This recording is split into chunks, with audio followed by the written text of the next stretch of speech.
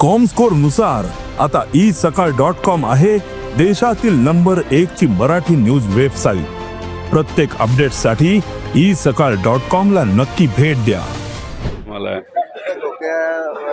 झाली नाही आता हा? आणि खोक्यावर खोका खोक्या हा हा बघा, आता तो जो खोक्या भोसले का कोण जो मुलगा आहे, पूर्वी पैसे त्याच्या गाडीमध्ये लाखो रुपये आपल्याला दिसले होते, ते व्हिडिओ बघितलेत म्हणून तो त्याला खोका म्हणतात असं मला कळालेलं आहे।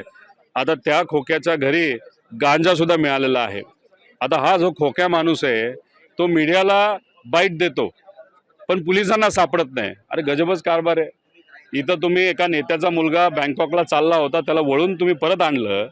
त्याच्याच बरोबर इथं एक सामान्य पत्रकार, सामान्य लोकांचा आवाज म्हणून तो लढत होता, त्याला तुम्ही जेलमध्ये टाकलं। मात्र इतर जे गुन्हेगार आहेत ते मीडियाशी बोलतायत, बोलू शकतात, पण पोलिसांना सापडत नाही। हा गजबच कारभार या सरकारचा असं आपल्याला म्हणावं लागेल। पत्रकारावर कारवाई केली गेली आहे। आता तो बिचारा पत्रकार एका आमदाराच्या विरोधात, व्यक्तीच्या विरोधात, जो आता मंत्री आहे त्या विरोधात काय गोष्टी बोलत होता, पुरावे सकट बोलत होता आणि त्याच्यावर लगेच कारवाई जर होत असेल, एका दिवसामध्ये वेगवेगळे कलम पडतात आणि असं काही मोका सुद्धा लावण्याचा प्रयत्न हा सरकारमधून तिथे केला जातोय। म्हणजे आवाज उठवला, आवाज दाबला गेला आणि मग आज एका पत्रकारावर ही सुरुवात झाली, उद्या इतरही पत्रकारांवर होऊ शकतं। तो घाबरवण्याचा प्रयत्न आहे, माझ्या विरोधात हक्कभंग आणला, माझा आवाज दाबण्याचा प्रयत्न आहे, तर उद्या कुणीच धाडस करू नये असं कदाचित त्या लोकांना तिथं वाटलं असेल। आम्ही कुठे शांत बसणार आहे, मीडियाने सुद्धा शांत बसू नये असं मला वाटतं।